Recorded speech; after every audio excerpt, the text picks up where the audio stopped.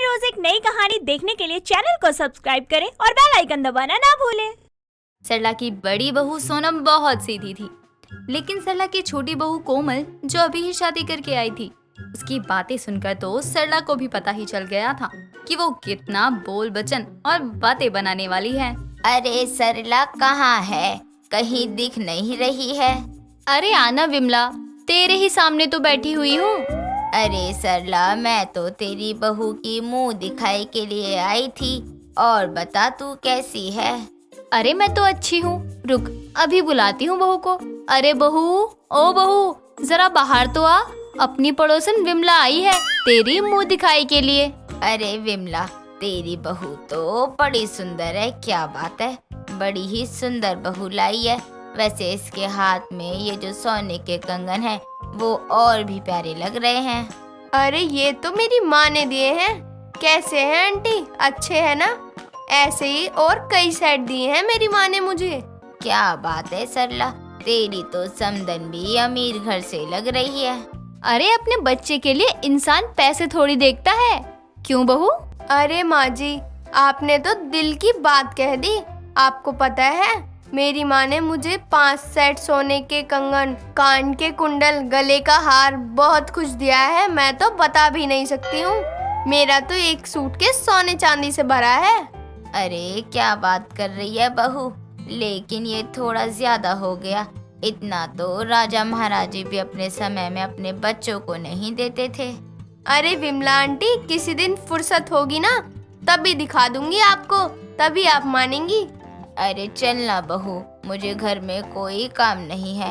मैं तो बस सुबह शाम इधर से उधर ही कर लिया करती हूँ। अरे विमला आंटी, लेकिन मैं अभी थोड़ी बिजी हूँ ना, बाद में आपको जरूर दिखाऊंगी।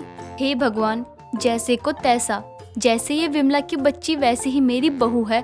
एक सूटकेस सोना, ये ज्यादा नहीं बल्कि बहुत ज्यादा हो गया है। अब विमला के जाने के बाद भी कोमल की जेठानी कोमल से कहती है, अरे कोमल, तुमने हमें भी नहीं दिखाया एक सूटकेस सोना। माँ जी, आपने देखा है क्या? नहीं नहीं, मैंने भी नहीं देखा। बहू, तूने मुझे भी नहीं दिखाया। चल बड़ी बहू, देख कर आए कि समधन जी ने एक सूटकेस में ऐसा क्या दिया। माँ जी, वो सूटकेस अभी मेरे मायके में ही है। मैंने उसे यहाँ लाना सेफ नहीं समझा। जब मैं अच्छे से रहने लग जाऊंगी तो सारे सोना चांदी ले आऊंगी। वैसे बहू, तूने बताया नहीं शादी से पहले कि तेरे बाप की सोने की खदान है, थोड़े और पैसों की डिमांड कर देती। सरला और सोनम कोमल की बातों से पता लगा लेती हैं कि वो कितना फेक रही है। अब अगले ही रोज विमला सरला के घर चीनी मांगने आती है। अरे सरला, एक कटोरी चीनी मिलेगी क्या? सुबह सुबह देखना चीनी ही खत्म हो गई है। अरे विमला आंटी, ये सब सामान आपको एक्स्ट्रा में रखना चाहिए ना। आप तो जानती हैं चाय में चीनी कितनी ज्यादा इस्तेमाल होती है। अरे सरला की बहू, अभी दे भी दे, शाम में लौटा जाऊंगी। आपको पता है, मेरे मायके में तो राशन बड़ी गाड़ियों में आते हैं। अच्छा, इतने लोग हैं तेरे घर में कि बड़े बड़े ट्रक आती है राशन के लिए बस? अरे नहीं, गिनती के 4 लोग हैं घर में, फिर भी मेरे पापा किसी चीज की कभी कमी नहीं होने देते। अब तो साफ है बहू, तेरे घर में भले ही कम लोग हैं लेकिन खाते ज्यादा होंगे। क्यों, सही कहा ना? तू ये ले चीनी और जा, तेरी चाय न जल जाए। हाँ हाँ, जा रही हूँ सरला। तू तो ठीक से बहू से बात भी नहीं करने देती। राम बनाए जोड़ी, एक अंधा एक कोड़ी। भगवान कैसी बहू दे दी है, इतनी लंबी लंबी फेंकती है। कभी कभी तो लगता है ये धरती की भी नहीं है। अब विमला के जाने के बाद सरला अपनी बहू कोमल से कहती है, बहू, मुझे तेरी एक बात समझ नहीं आ रही, तू बिना सर पैर की बात क्यों करती है? माँ जी, मतलब क्या है आपका? मैं तो सच ही कह रही हूँ, लेकिन बहुत बार मेरे साथ ऐसा हुआ है, लोग मेरी बातों पर विश्वास ही नहीं करते हैं।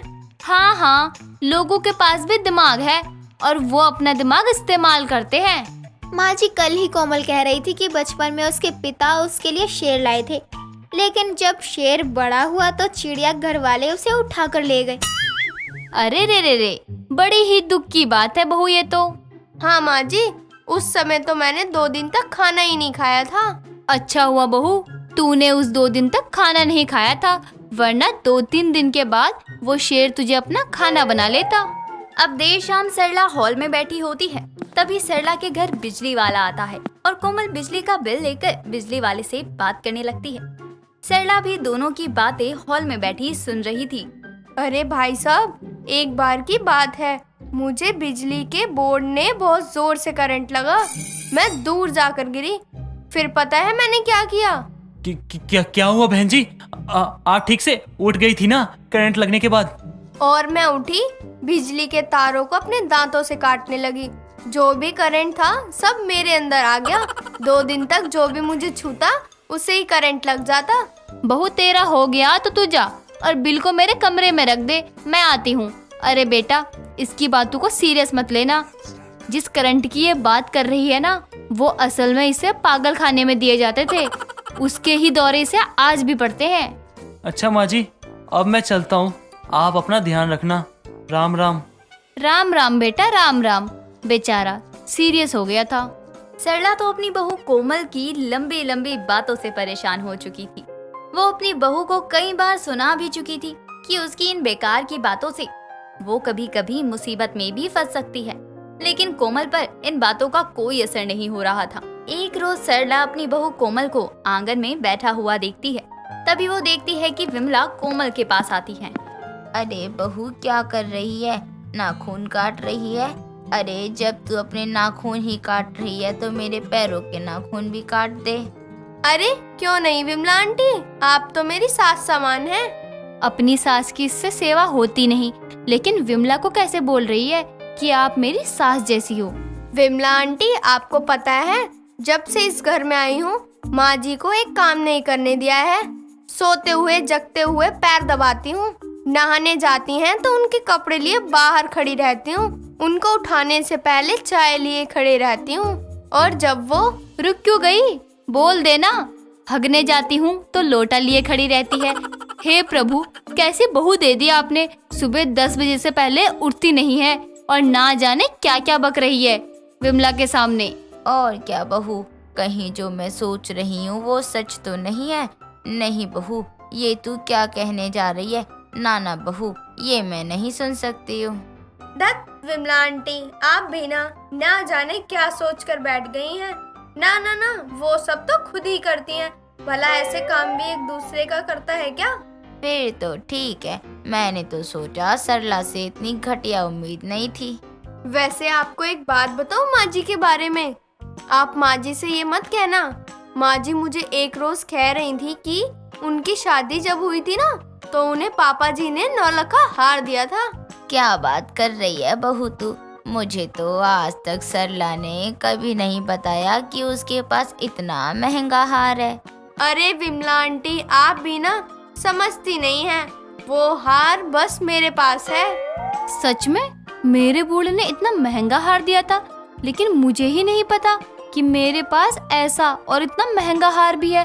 अगर सच में ये इस वक्त सच बोल रही होती तो मैं उस हार की सफाई करवाने के लिए ही सही, लेकिन इसे बेच जरूर देती। फेंकूं कहीं की।